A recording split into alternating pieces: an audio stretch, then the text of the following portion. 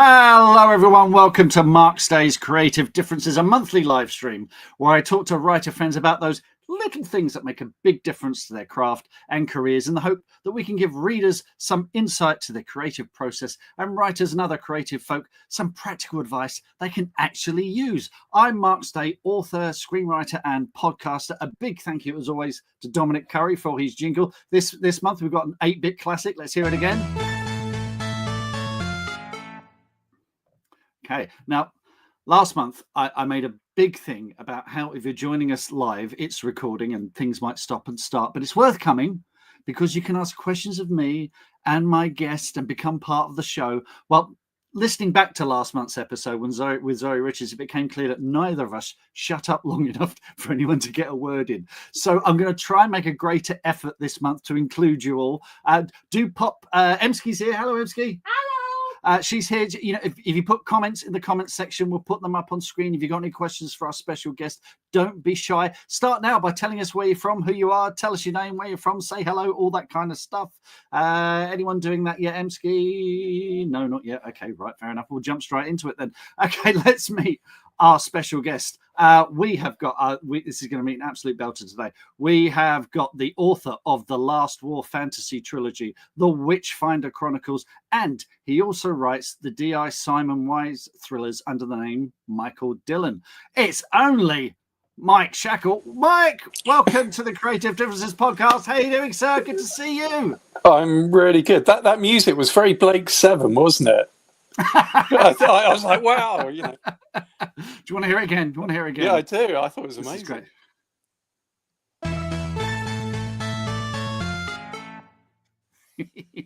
Thank you, Dominic. Excellent. He does a different one every month. Yeah. Every month is different, so it's terrific. I love that.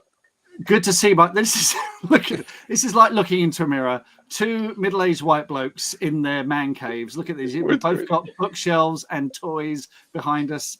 What does this say about us as men, Mike? What does this say? Well, I basically stopped growing up when I was about 4 or 5 years old because all the stuff I loved then of what well, maybe 7 because that's when Star Wars came out. So that was the peak, I think. Yeah. And then I've just been.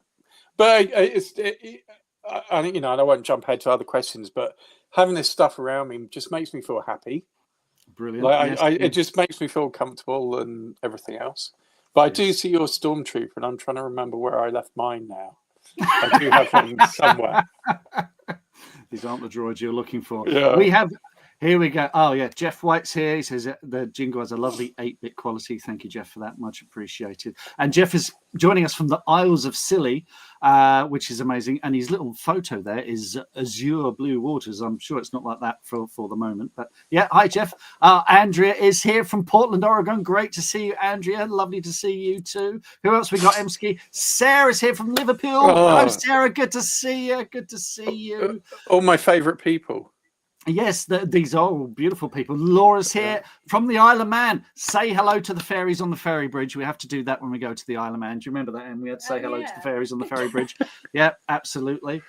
Wonderful. Okay, so, Mike, great to have you here. Really, really great to see you. I want to talk about your writing, in particular, these chunky boys. Look at this. Right. This is The Last War. Now, we talk about epic fantasy. These are truly epic. I mean, I love these books. These, you know, if you want a fantasy world that you just want to disappear into for several weeks, or if not months or years, check out the Last War trilogy. Tell us. I mean, I've spoken to you before about this trilogy, but I also want to talk about now that it's complete. Yeah. And the context of where we are in the industry at the moment as well, where books like this. What is this? What are we looking at here? 700 and something pages, 770 odd pages. They're becoming a bit more difficult to publish now, aren't they? With paper costs going through the roof, that sort of thing. Yeah, very, very much so. And in fact, part of the trouble I've got with my latest fantasy is I've been told I've got to write it in 130,000 words. Wow. Which, if the average book is 80,000 words, a contemporary book, the trouble with fantasy is you have all this world building and stage setting that you have to do. And it just takes time. And I was through one draft of the new book and I'd got to 80,000 words and I was only a quarter of the way in. and I had to stop, and it's been a juggling act trying to cut it all back down to something manageable. So 130 words, just for context for readers, how does that compare to, say, Until the Last, which is the final biggest book? The first one was 160,000, and the last one was 250,000. Wow. Okay. So okay.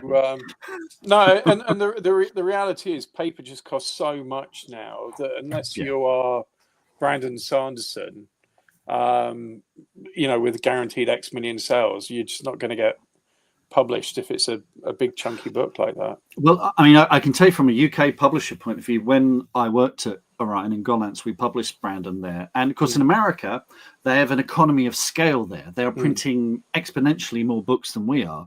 And so it's still an issue, but it's less of an issue. Whereas over here, the cost per copy, and we were printing it on Bible paper. It was so thin, some of those books as well. So it's a serious issue. It really is a serious issue. And it's, I think I heard Peter McLean talking about this as well, about the fact that it's how, like you say, it may seem like a lot of words, but how do you know? So how have you approached that? Well, I think that the other challenge with the Last War was originally I pitched it as a 5-book series, and they said no, it's 3. So essentially, I wrote 5 books worth of stuff, and there you 3 books. So that's probably why each one gets bigger and bigger. No, it's been a big part of why I haven't finished my next big fantasy. Is just trying to juggle things and what shortcuts you can take. To cut down on the amount of time you need for world building. Do you have a much more tighter cast, so you haven't got 5 or 6 different points of view going on and things like that?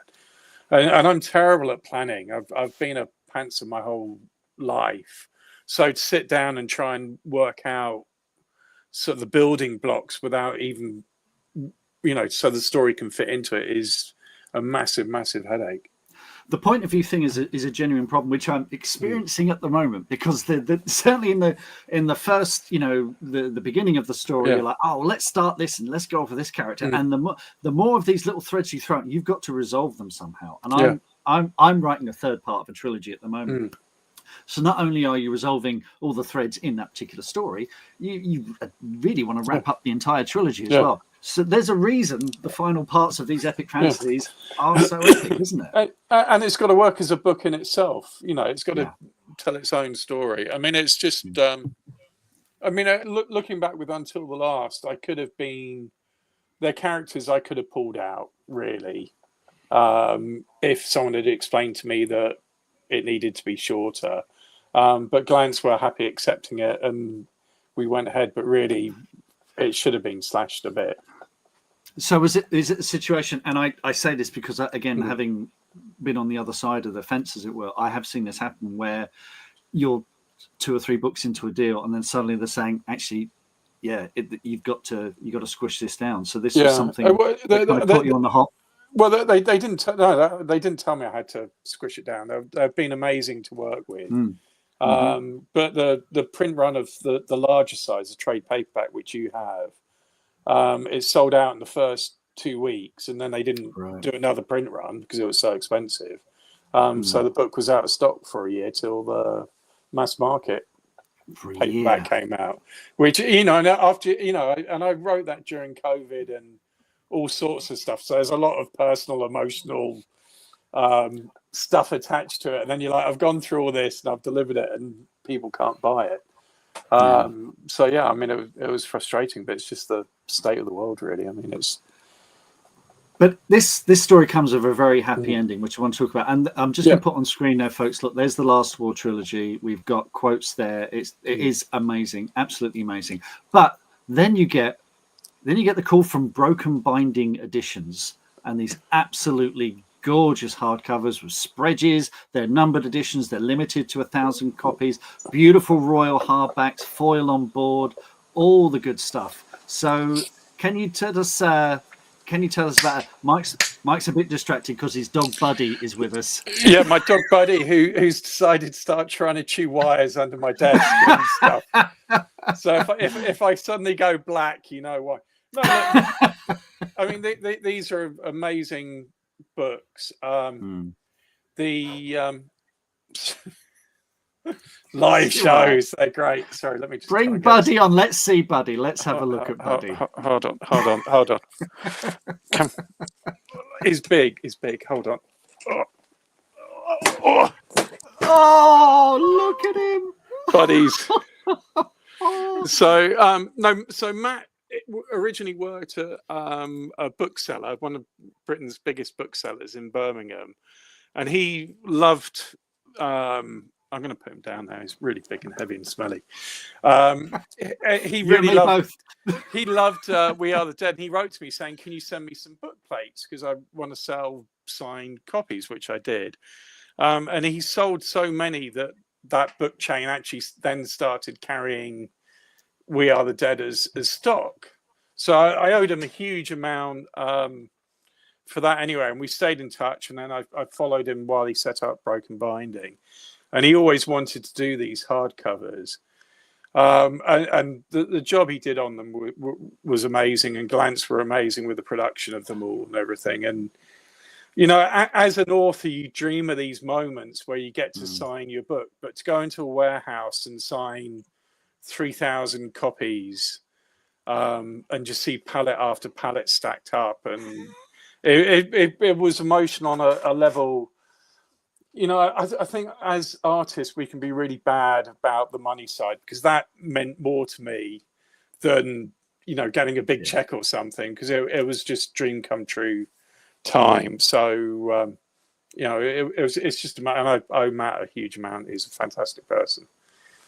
Any tips for long signing sessions like that? I think Terry Pratchett used to have a pack of frozen peas to rest his wrist on. Well, it's really funny because when I've got autographs before from writers, that sometimes when you get the squiggle, I always felt a bit cheated. Like, you know, is that really a signature? But after you know, signing 3,000, I was like, I wish I had a squiggle just to get through it. But the funniest thing was I got dizzy.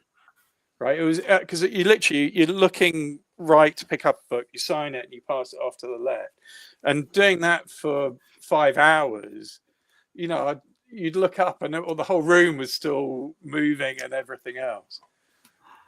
Are you looking at how bad your signature is? No. I mean, my signature. I developed my signature over years of being a sales rep and signing returns notes. So mine is an art form. Yeah. What I'm looking at, this is a slight spoiler for what is giving me joy later on. This is Michael Palin's diaries, and he says here, Friday, September the 10th, 2004. I have the irksome task of signing books at Orion's warehouse in Littlehampton, which is Littlehampton Book Services, as usual. And we got him to sign. Thousands upon thousands upon thousands, and they were, you know, and they'd spend the whole day there. He says, as usual, the best part of a tediously laborious day is the gossip about others. And he talks about Susanna from Trini and Susanna, swears like a trooper. Neither she or Trini sign their full names, the latter just T and a kiss. There's a hint for you. There we go. Ian Rankin they like, but he's a bit of a wild boy. At the last signing, he consumed an entire bottle of scotch with cokes, and as he signed, and Jan Martel, apparently, who did Life of Pi, is intense.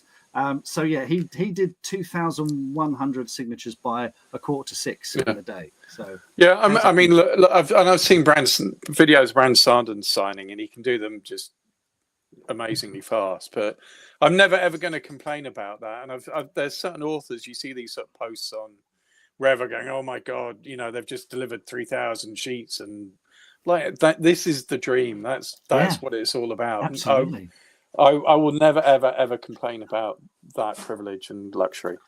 No, me neither. I'll complain about a lot of other things, but not that. Oh yeah, we have. You should have been here before we start recording, folks. Now one of the many problems I have with you, Mike, is keeping up with you, because not only we've got these wonderful fancy books, we've got the Witchfinder Chronicles, which exclusively on mikeshackle.co.uk, and I'll put links in the show notes if you're listening back to the recording. Tell us about the Witchfinder Chronicles and what inspired you to write them. It's all down to Steve Cowland and others when they were putting together an anthology, The Law of Consequences, and they asked me to be a part of it, and I wrote a short story about a character from the Last War whose ending in the book I thought was really obvious, but people kept writing to me saying, what happened? So I wrote a what happened. Right. And then I thought, no one is going to get this, and it's useless for the anthology. So I then wanted to write something else. And again, because of the time limitations and page limitations, I thought, well, if I set it in Elizabethan England, then I don't have to do so much world building, because everyone has an idea, whether it's just frilly collars or whatever it is, but they'll have an idea of that. And then I wanted to write a story about someone who hunts monsters. So because of the time period, making him a Witchfinder general seemed apt and things like that. And I wrote this story about this man going into London and hating being there because of all the pee and poo being thrown out of windows and stuff like that. And I loved it, but then I thought it's not right for the anthology, because it was all about consequences, and there weren't any consequences in this. And to be honest, I was probably going through I can't write for crap phase anyway. So I pulled it out of the anthology and annoyed everyone. But then when I got over that, I was like, I really like this character and I want to do more with him. And then I thought, well, why don't I just write every month? I write a short story. I publish it on my website. If people want to buy it, it will at least pay for my website fees every month. And it was a nice creative challenge for me to do. And I'd been writing all these very contemporary modern day books. And it was a great way of me getting back into fantasy and loving fantasy again. And the rules I set were all the monsters had to be from British mythology, and things like that. So I've been true to stuff that already exists out there, but I've stolen from Shakespeare. I've really loved looking up stuff in history and finding out little things that I can throw in there as well. So they're taking longer and longer to write because I'm getting more into the looking up stuff and things. But there are 3 episodes out now. The 4th is coming out on the 1st of December, hopefully. And then the idea is that once all 12 episodes are finished, I'm going to publish a special edition hardcover, like a box set, or a director's cut and things like that. And I'm doing all the artwork and the covers and things like that as well. So it's a real labour of love for me at the moment. So this will and for the moment exclusively available on mikeshackle.co.uk. Okay, well, again, we'll put a link in the show notes. Jeff, if you want to know more about the Law of Consequences, listeners, go back to episode 1, my interview with Steve Gowland, SC Gowland. We talk about it there at some length as well. And I'm just amazed this all came out because you wrote something for it that was completely wrong. Jeff did leave a comment. Can you pull that back up again? There we go. Jeff says you're always welcome in the next anthology, Mike. So and it's a brilliant book, and everyone should buy it. And the stories absolutely in it are amazing. 100%, it's brilliant.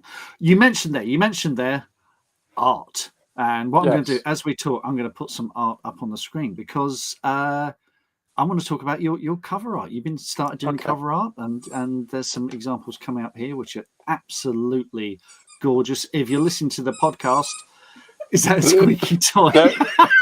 My dog is now eating a squeaky toy. It's got fed up. He's obviously realised I'm now not going to... I am a professional. I'm sorry. No.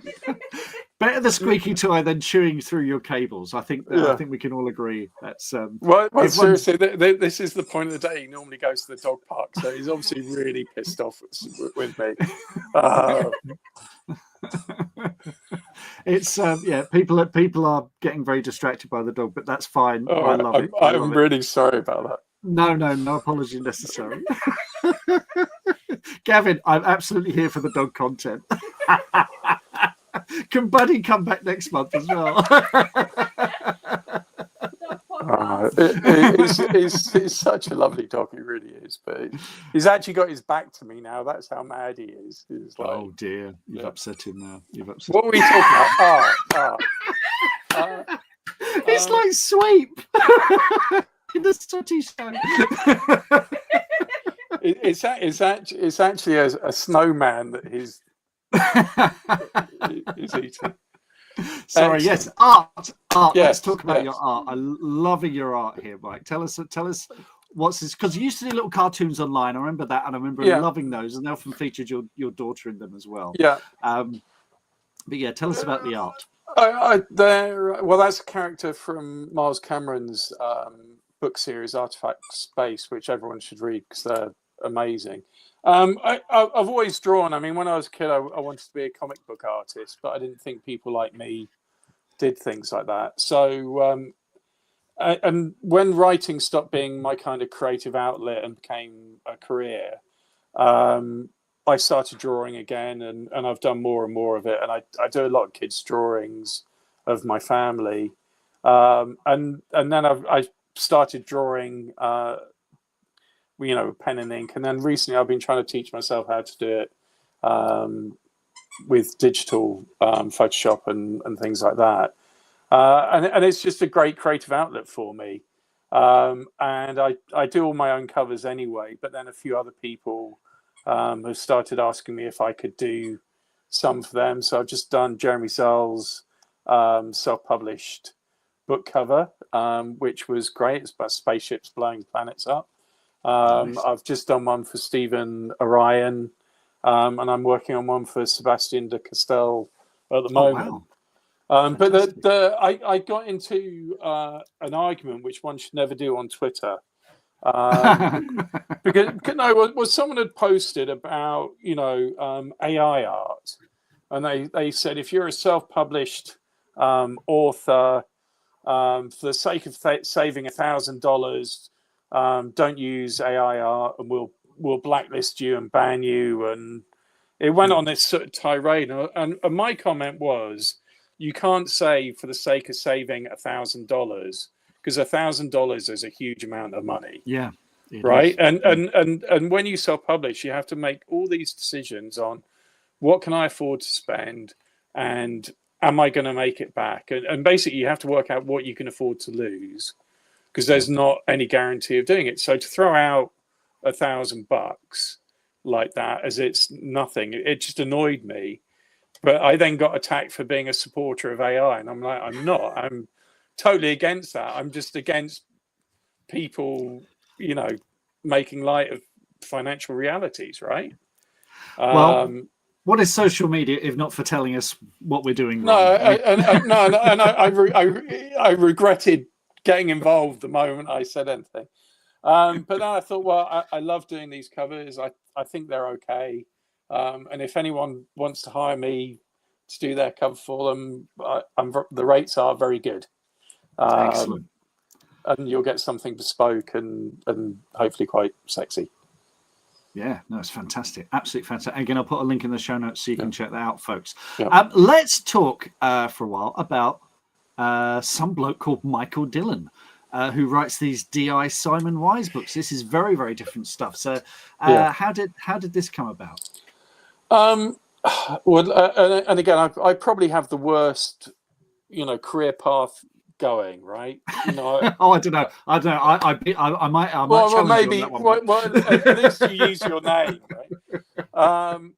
I had a story. I think it's odd that we get pigeonholed into categories the way we do, because I love reading sci-fi books. I love reading fantasy. I love reading crime. Yep. And the same on what I watch on TV. So I have ideas for stories that cover everything. And years ago, I'd read about the Jill Dando murder, where someone turned up and shot her on her doorstep, and they never knew who it was because they didn't leave any clues behind. Yeah. And that stayed with me for many reasons. But I thought it was make a great crime novel. What is the story behind that? And then after I'd come out of writing the Last War trilogy, and I kind of needed a break from fantasy, my other great love were detective books, so I thought I'd try writing one, and I used that as the inspiration, for want of a better word, but built a story which became the book Rich Men, Dead Men, and then basically I then started thinking about who the detective would be, And I have a friend called Simon Wise. Right. And I always thought it was a great name, you know, for a detective. Yeah. So I asked him if I could use it, and to be honest, half the cast and characters are all named after people I know. You know, there's a detective sergeant called Hixie, who's an old friend of mine. You know, and things like that. So No one sued you yet. No, I've asked, but he just got upset that I'd made him a policeman. He wants to be a villain. And in fact, I probably should have told you, in book 2, there's a serial killer, and one of his victims was Mark Stay. So I did, and Julian, who sort of copy edits and proofreads these for me, he left me a note going, "Do you think this will be distracting?" And I said, "But no one really knows who he is." True that. It's a good way to check if anyone's read the book as well, because you know they'll be straight on to you. No, but the you know, and again, there's a huge part of what we do where how do we support ourselves as creatives in this world? And as fantastic as a traditional deal is, you get signed for a certain amount of money that gets then split up over, you know, you get a bit when you sign the book, when another bit when you deliver a book, and then when they finally print the mass paperback, you get paid. So what becomes a lot of money becomes little amounts spread over a long period.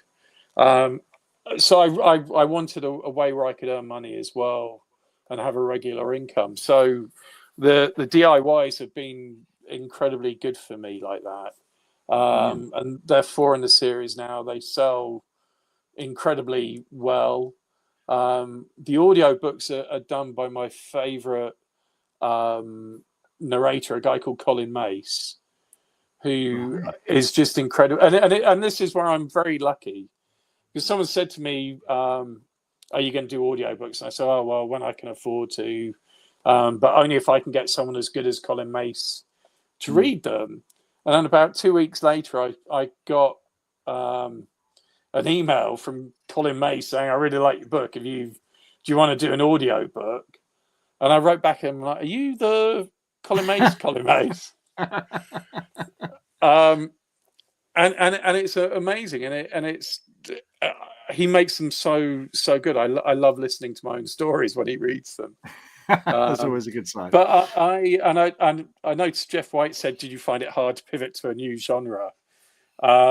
What I did, I worked with a lady called Rebecca Miller, who's editor, freelance editor, she worked on Simon McLeave's crime books, who someone I went to school with, so I knew her from that. And she's amazing, and I hired her to go do a developmental edit for me, and it was the most detailed feedback I've had from anyone about anything I've done. It was 10 pages of like the most insightful notes. And I then went away and worked on it again, and everything good about it I owe to her for, you know, she pulled me up on all the cliches and everything else like that. It was an amazing experience. And that's after having been published by Glance and everything else. So I had amazing editors there, but she was just so detailed in a really great way. So I owe her a lot, and she's amazing. What's the word count on these compared to the fantasy novels? Well, that's the thing, right? The first book was 100,000. The next 2 are about 84,000. Right. And then the 4th book's a bit longer. I think it just comes in at just under 100. But I can write them in 2 or 3 months. And you know, you can write about people having a cup of coffee and a discussion without explaining what coffee is, and you know what the coins are that they pay with, and everything else. So Jeff has got that very question here. Do you find you can write story in a contemporary setting more quickly than one in a fantasy setting with all the world building fantasy requires? Yeah, I mean, and again with the internet now, and there was someone on a Facebook group who was writing a thriller, and they're driven around London. Who was it? Chapman, Mark Chapman? No, He I can't shot remember. John Lennon. No. All right. Anyway, there was someone who had put this video of driving around London doing this chase route that they're writing about, and it looked great. But I literally just go, right, I need to get from. What happened? Sorry. Yeah, no, it is. Yeah, no, it is Chapman. I forgot. Andrew Chapman. Yeah, Andrew Chapman. Yes, Mark Chapman shot Lennon. Yeah, it's not him. He didn't do it. Andrew Chapman. Everyone's putting all the real names there. But anyway, I literally put, I need to get from here to here, and I look it up on Google Maps, and you can describe the journey, and you can see the buildings, and you're not sitting there going, right, well, what kind of building would be here? And so it is a much easier, and it's a lot of fun. It really is. And I've just written a spy book as well, which I loved writing. And Rebecca's going to be going through that for me in January, and doing all the heavy lifting. I'm trying to make it good. So, Michael Dillon is a major contributor to my lifestyle and supporting my children at the moment. So, excellent. And Andrew's actually here. He's one of the people who corrected us on his name. Andrew Chapman. My name is Andrew Chapman.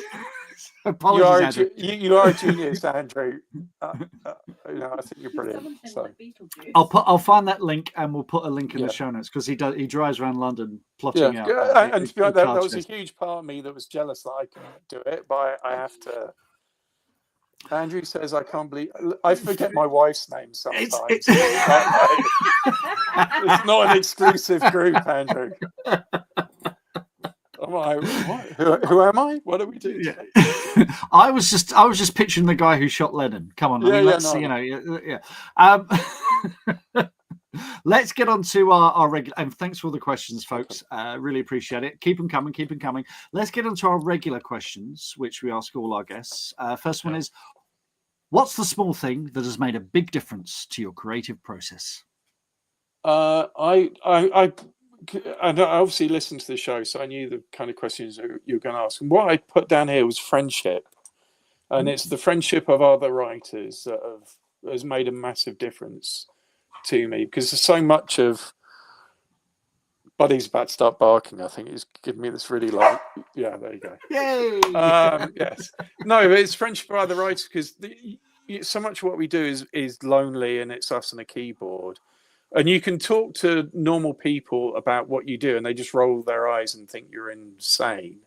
Mm-hmm. But other writers obviously understand, and we all share the same conundrums and things like that. And I meet up with Sebastian de Castel and Ben Galley, who both live in Vancouver, and we meet up once or twice a month. And we literally chatter about everything. And the goodness it does for my soul is incredible. I mean, I just come away inspired, feeling privileged that I've got them for friends, and we've discussed everything from swords through to, I don't know what else, but people on other tables around the restaurant do give us these weird kind of looks, Brilliant. I love that. So, answer. What's the thing that makes you think you're ready to start writing on a project? I have lists of ideas that I want to write that go back years, and I literally have we're writing this, and at the moment I write a Witchfinder. I've then write a Michael Dillon book, write another Witchfinder. I should be writing a fantasy for the next couple of months, and then back to another Michael Dillon book. So that's how I have to keep it. It's like a little production line, but I have all these notebooks everywhere with different things that I'm working on, just so I can keep the ideas straight in my head. But the idea for Wise really goes back to something I read 15, 20 years ago, and it's been bubbling away. The fantasy I'm working on at the moment, I nearly abandoned We Are the Dead when it was nearly finished to work on it, because I thought it was such a good idea. So they kick around a long time. But then they work its way up into the slot, and I do it. A notebook flitted across the screen there.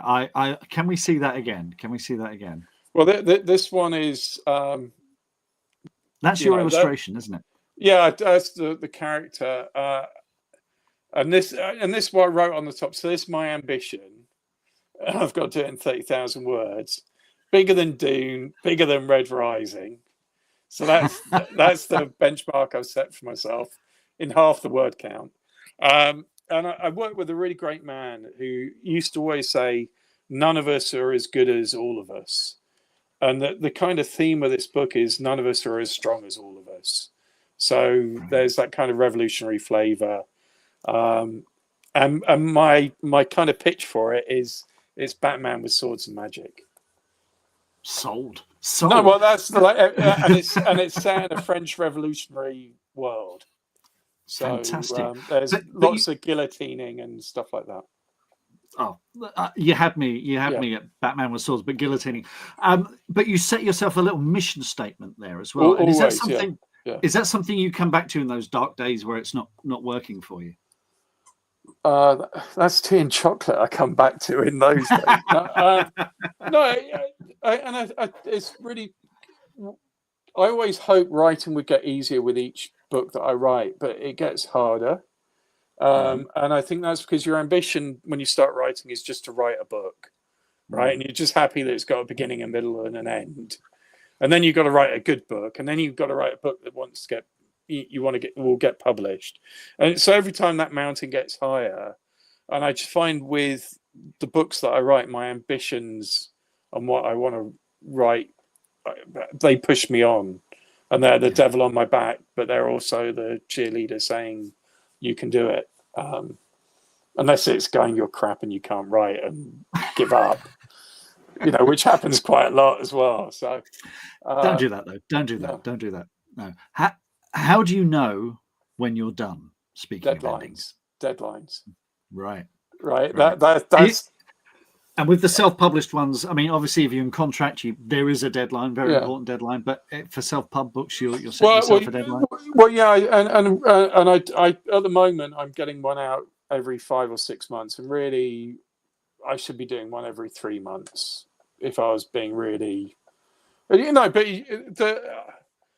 basically every time I release a book, I it's like giving myself a pay rise each month of $1,000, $1,500, right?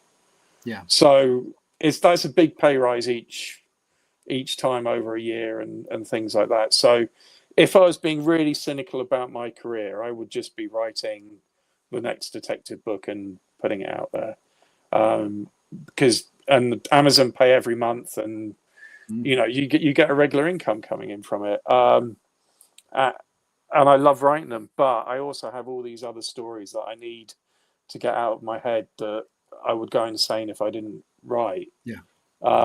So that's where I sabotage my career, basically. Because I get all these people going, "When's the next detective book?" And you've just left me on a cliffhanger, and you're like, "Well, I've just got to write this sword thing first and everything," So yes, but the number of authors I know, particularly in the traditional world, who are condemned to write the same character again and again and cannot break out of that genre or whatever. It's I think you've got to do that for your sanity, haven't you? Yeah. No, well, I had a discussion with Sebastian and Costello actually, because he was talking about retire. When do we know we're going to retire? No, but the money I like and I need to live on, but I have to create. I have to make the stuff. I have to tell these stories, even if it was just me doing it. And that desire to do that has only got greater as the years have gone on, and I'll probably end up in a loony bin, dribbling in a corner talking about Simon Wise and Yes, reserve me a space, will you? Yeah. How do you remember that idea that you have at 3 a.m? Well, it's really funny. When I fall asleep, I actually think about what I'm writing as I fall asleep, and I find it a really good way to focus the monkeys in my brain so I can fall asleep. But I can work out little problems, and I think I always remember those.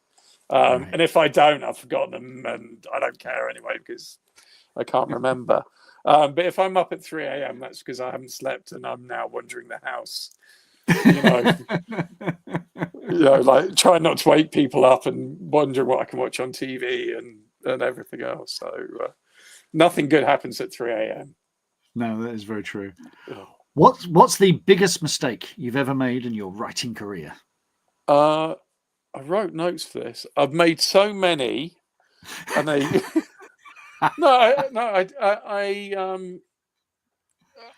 before I signed for We Are the Dead, I self-published some fancy books I'd written under the name Mike Morris, and they were selling incredibly well. And at the time, I thought I was a genius, but really it was pure luck.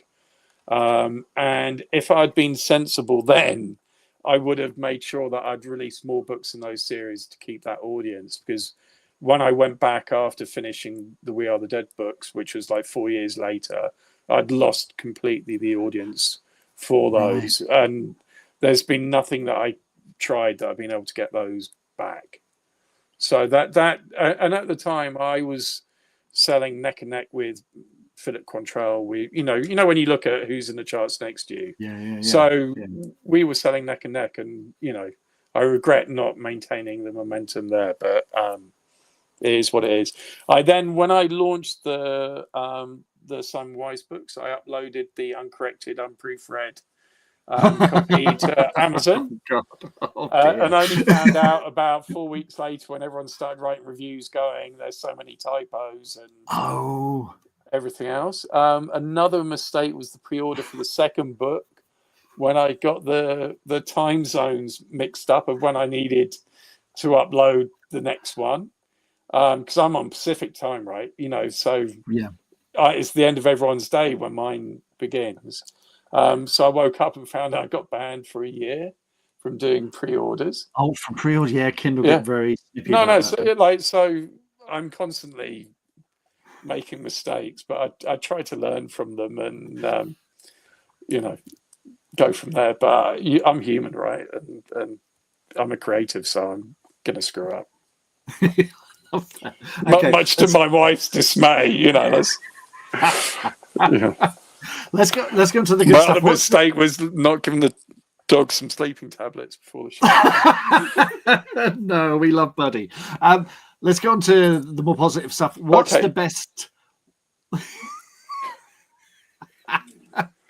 What's the best happy accident of your writing career?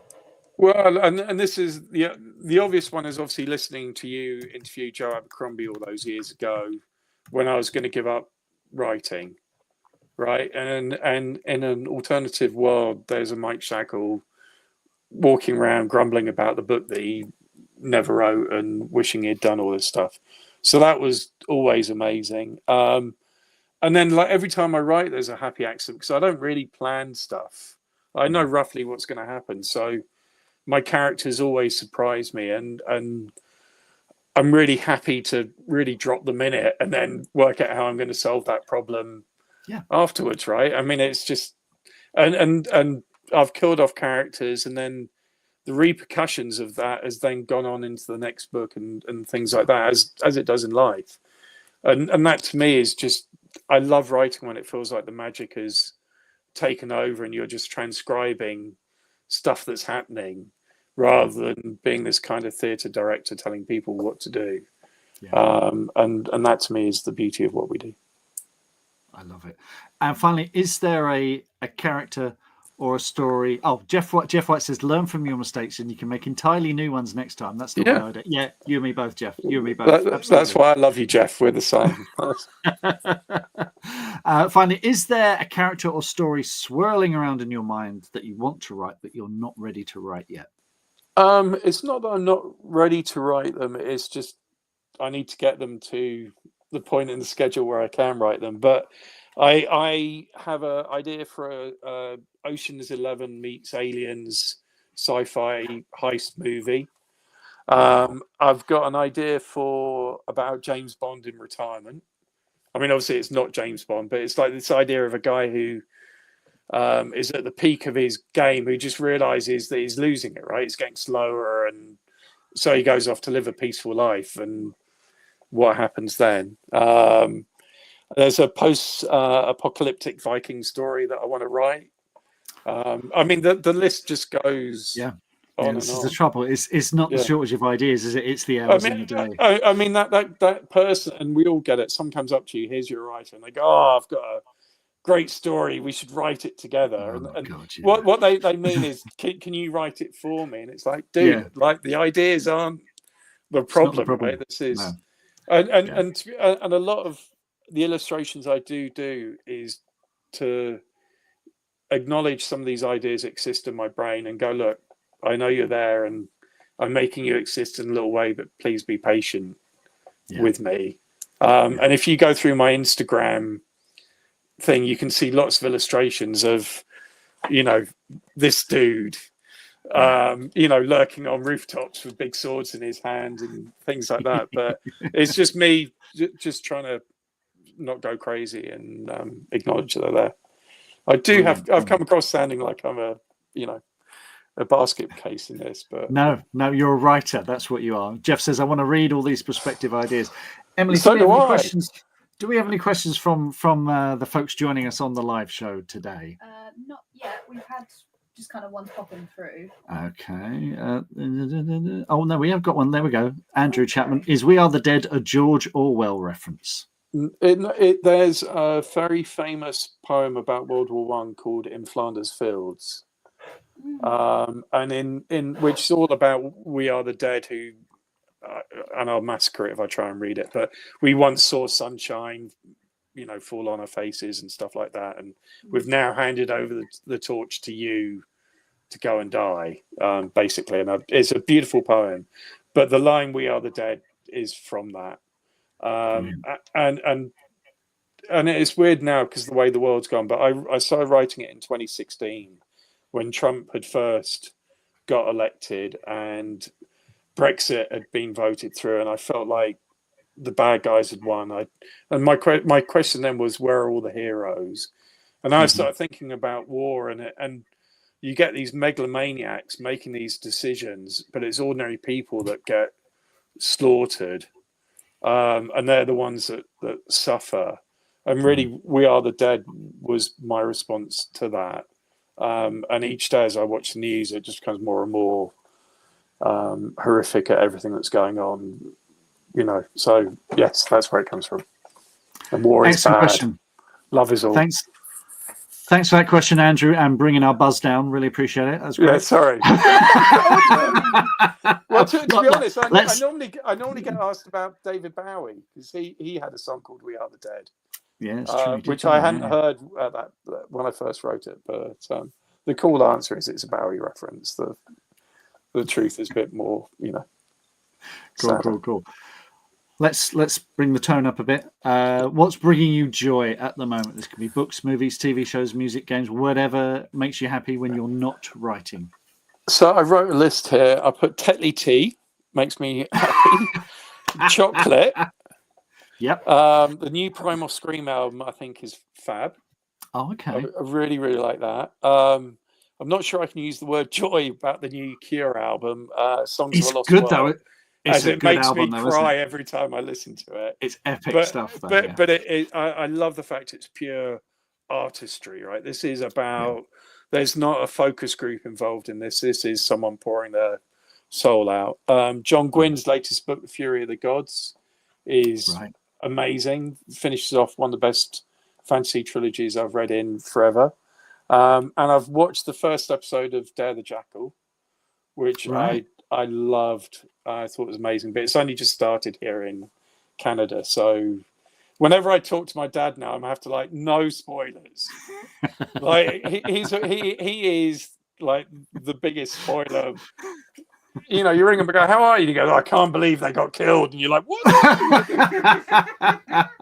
So I literally have to start off every conversation with, "I've only watched one episode. Don't ruin it." You know? Well, when you get to episode 3, you know. So that, but again, I think I spend a lot of time looking for things that make me happy, and whether it's walking with a dog, and you know, watching the sea roll in and things like that. Finding joy in the world is very important. Well, Buddy has brought us a lot of joy tonight, so that's he's like Joy, take me out. What are you? Okay, we'll wrap things up. The snowman's been chewed to death now. He's no longer walking in the air. Yeah. Quick run through of what's giving me joy this month. And first, and perhaps foremost, is Nautilus on Amazon Prime. Full disclosure here. This was based on my idea. I wrote a 23-page treatment about 8-9 years ago now. I didn't write in the show, boo, but it was picked up by Disney and filmed in Queensland, yay! Then it was dropped by Disney, boo. But now it's the producers rallied and it's premiered on Amazon Prime in the UK and went straight to #1. And it is a ton of fun. And it's on Stan in Australia now. I'm not sure about the rest of the world. It's coming to AMC in the USA, I think, this year. So I'm not exactly sure when, but that's been bringing me a lot of joy. I've been enjoying that a lot. I mentioned this earlier, the Palin Diaries, 1999 to 2009. Now, another bit of full disclosure, these cover the Orion years when I sold these books, and I was lucky enough to meet him a few times, which he spectacularly fails to mention.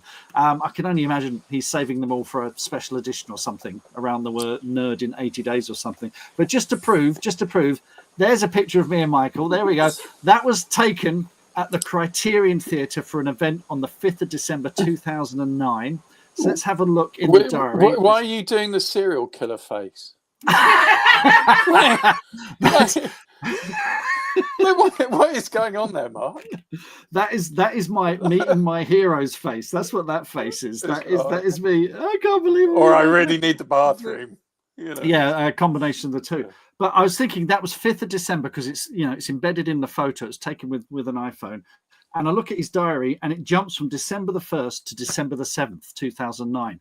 Completely blocked me out. So anyway, it's a great book. What I love about the book is it's holy shit, their real face. Yes, it's true.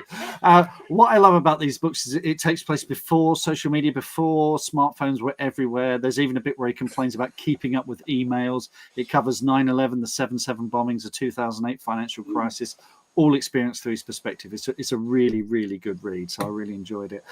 In terms of music, Michael Palin, Around the World in 80 Stays. I'm not sure there are that many of us, but yeah, perhaps. Yeah, that's it. I'll pitch it to him when I next see him. In terms of music, I'm really enjoying Bobby Dazzle, which is the brainchild of Sian Greenaway, who's a singer and flautist from Birmingham. She was previously in a rock band called Aluna, and she's created this sort of alter ego. We're talking about Bowie earlier. Well, she's created Bobby Dazzle, and this album is 70s rock inspired by Sweet, Slade, T-Rex. It is joyful and catchy. If you listen to only one track, make it Back to the City. You're singing along by the second chorus, so do treat yourself. So that's what's bringing me joy at the moment. So, Mike, thank you for being such a wonderful guest. Thanks to Buddy for being a wonderful sidekick as well. I'd ask what's next from you, but I suspect that might take another half an hour just to wrap things up. But what's in the immediate future from you? I have to finish the latest Witchfinder Chronicles, and I've been procrastinating. I'm then finishing off the fantasy, and then it's book 5 of Simon Wise. Fantastic. And then the spy book. Wonderful. Well, I'm just going to move you backstage for a minute, Mike. And if anyone doesn't have any more questions for Mike, do pop them in the comments there. But I just want to bring you all up to speed on the Green Room. Twice a month, I run live sessions on Zoom where you can ask me questions about the craft of writing, your working process, the business of publishing. Sessions are fun, informal and chatty. I thought each one would run for about half an hour. They've all been about an hour long so far. You can send me questions in advance. They're recorded live, saved on Ko-fi for exclusive access to Green Room supporters.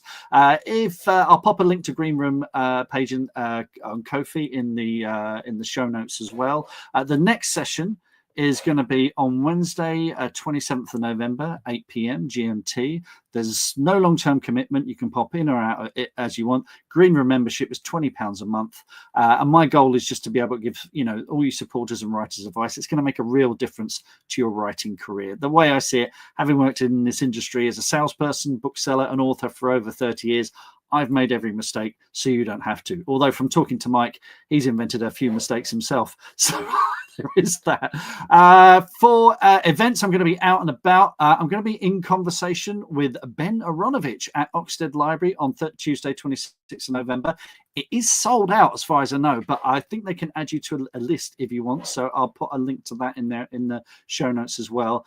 And on the 28th of November, I'm going to be talking to Leslie Ann Jones about her new biography of Christine McVie at the Little Green Bookshop in Herne Bay. And it's a brilliant, really personal book because Leslie Ann Jones knew Christine McVie. And as always, you can pre-order The Corn Bride. There's a beautiful cover there. It's coming in March, available from all good retailers. If you want a signed paperback, pop over to the Woodville Village Bookshop and you can get signed copies there. And again, I'll put links in the notes too.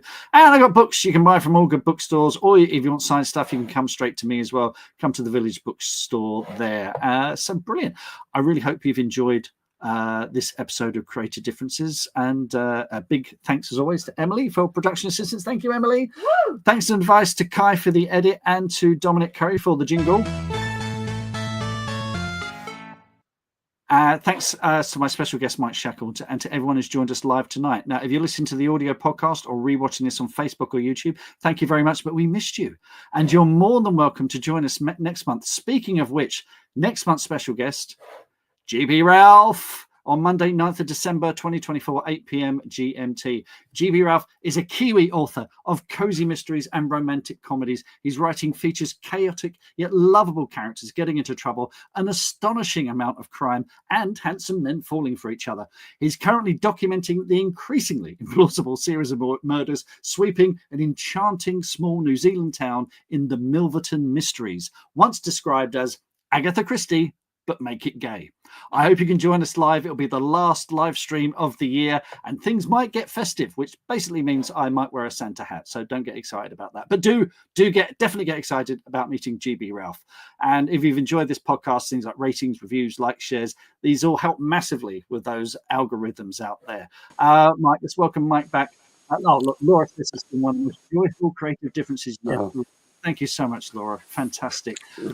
Jeff White says it's been brilliant. Thank you, guys. And thank you all for joining us. Mark, it's been brilliant. Thank you. Lovely to talk to you, as always. Yeah, I mean, let's... Gavin's here. He's here. Time to dust off my Santa suit. What have I done? Okay. But, Mike, it's been an absolute joy. Amazing. All right. Thanks so much. Hope to speak to you again real soon. And until next time, happy writing and being a bit different. And who wants to hear the jingle one last time? Me. And I don't suppose Buddy squeaks his toy to order, does he? No. Brilliant. Well, look, thank you so much, folks. We're going to end it now. Great to see you all, and see you next time. Bye.